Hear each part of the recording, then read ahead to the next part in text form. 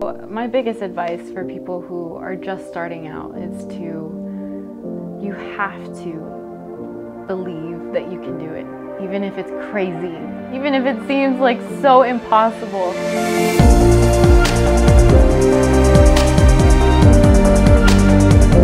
Instead of saying, I'm so nervous or I'm so scared, just change that word in your head to excited. Change it to excited. Just like when you smile, you force endorphins, it's the same thing. Tell yourself that you're excited for this goal and just keep pushing every day. Just take it one little, even if you have to take it 5 minutes at a time. Every 5 minutes, you're making a new choice towards a better life.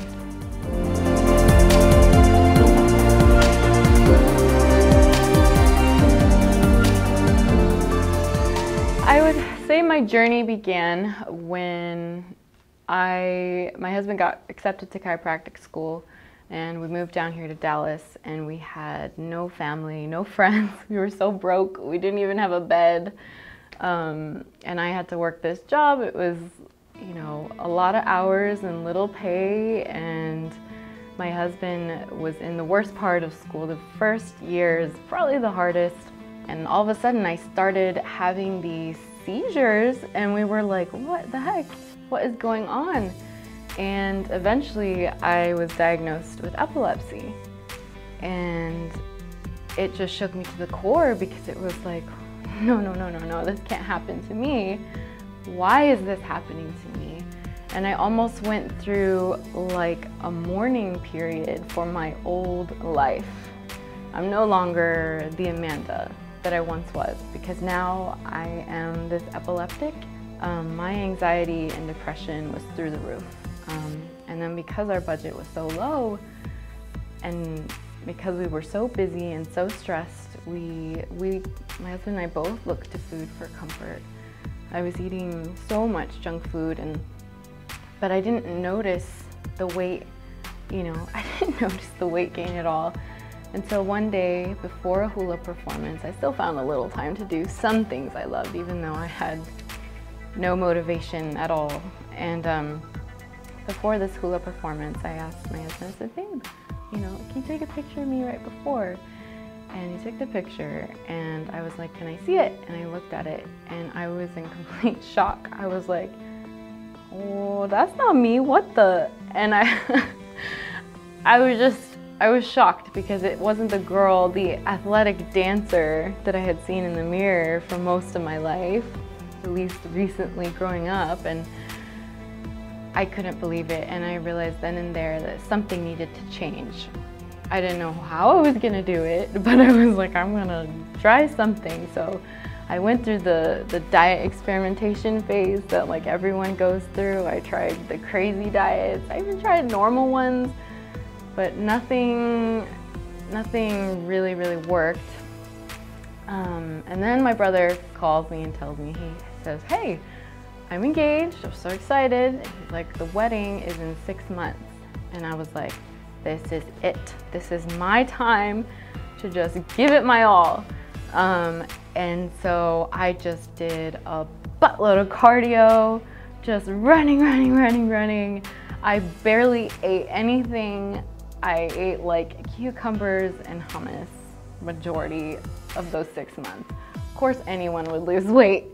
I actually lost 60 pounds, and everyone was like, good for you, you're amazing, you did it. But at that wedding, I still did not love my body. I didn't love myself. I was unhappy, and I was just like, something is just it's still not right. And so after the wedding in November, the holidays, went by, and all of a sudden in February, I had a pretty bad seizure, and I fell down, and then I became paralyzed all along the left side of my body from my head to my toes. And I was in the hospital for quite a while. And it was really hard on me because I felt like I was just in this body and I wasn't really existing. I couldn't move, I couldn't walk, I couldn't dance anymore. And it was really hard. And I realized how lucky I was to have the life that I had had. It just made me really appreciate, you don't appreciate your health and your body until you lose it. And I'm so grateful that that happened. I knew it needed to happen because it shook me into reality. And I decided as soon as I got home from the hospital, I said, I'm gonna do everything it takes to live my life to the fullest. And they told me I would have to have 6 months of physical therapy just to even move my leg again. And I was like, I don't know what I'm gonna do. I don't know what I'm gonna do. I'm gonna gain all the weight back. I don't know what's gonna happen. And thankfully, my husband being a chiropractor, he's a Gonstead chiropractor. His mentor was adjusting me as soon as I got home. And after 2 months, I got my ability to walk back. And slowly then my arm and then my face. So within 2 months, I had my body back. And I was like, okay, I'm back. I'm really back. I'm gonna give it my all. And my husband was just about to start his coaching for the bodybuilding show in September that's coming up.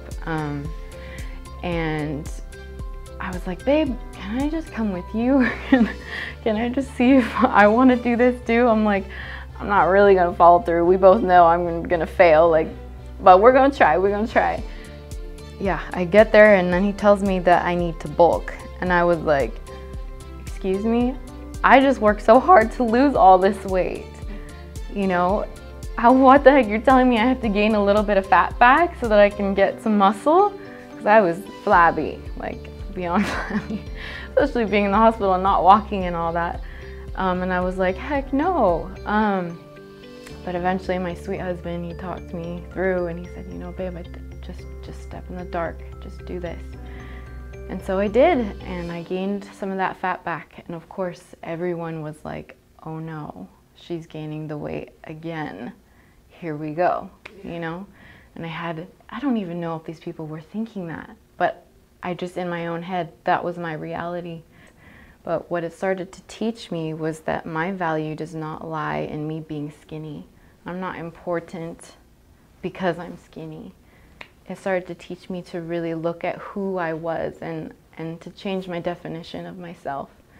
And so eventually, we started reducing the calories, getting back to more of a normal athletic look, and I started to see my body transform, and I just couldn't believe what was happening. And the crazy thing is the seizures started reducing because my anxiety was getting better. They're heavily triggered by my emotional status, and especially my anxiety. My depression was still there, but it was so much better than before. And every day I was looking in the mirror, and it wasn't because, oh, look how attractive I look for other people, for the world, but it was like, look at this hard work that you're doing, even though all the odds are against you.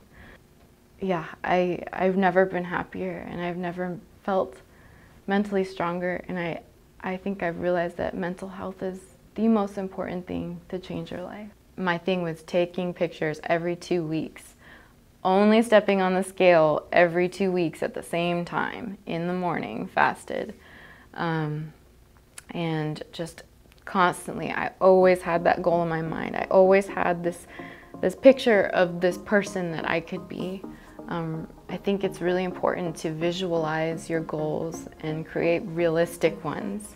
And then when I went to bed at night, I would think about the day, and I would think to myself, okay, did I do everything today that I possibly could to be the best person I can be for tomorrow? And that's just what kept me going. I just kept my head down and I just kept going.